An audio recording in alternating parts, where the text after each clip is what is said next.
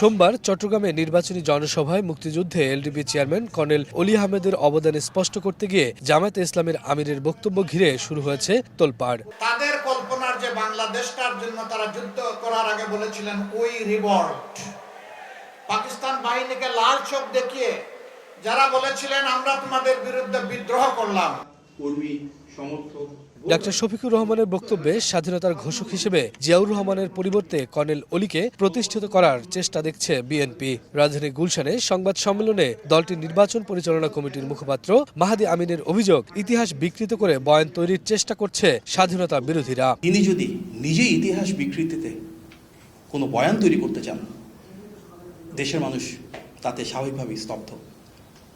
আমরা মর্মাহত এবং বিশ্বাস করি যা সত্য, যা সঠিক, যা ন্যায়সঙ্গত সেটি দেশের মানুষের সামনে নির্মমভাবে উপস্থাপন করতে হবে। এ সময় নির্বাচনে পর্যবেক্ষক সংগঠনের সংখ্যা ও বিএনডিসি ক্যাডেটদের মোতায়েন নিয়ে উদ্বেগ জানিয়ে মাহাদি আমিন বলেন, বিএনপি চেয়ারম্যানকে নিয়ে গেল এক সপ্তাহে 29টি ভুয়া তথ্য প্রচার করেছে একটি দল। আমরা উদ্বেগের সাথে লক্ষ্য করেছি যে তার মাঝে কেবলমাত্র 16টি সংস্থা থেকেই 34,000-এরও বেশি পর্যবেক্ষক রয়েছেন।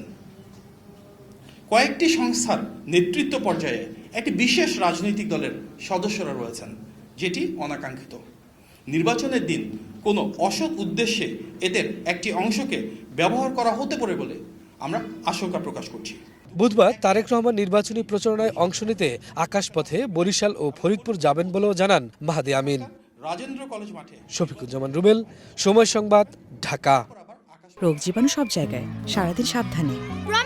বাচ্চারা সারাদিন প্রমিস রাখবে? অসম্ভব। এজন্যই ডেটলের নতুন প্রমিস, জীবাণুর বিরুদ্ধে 12 ঘন্টার সুরক্ষা বলয়। ডেটল।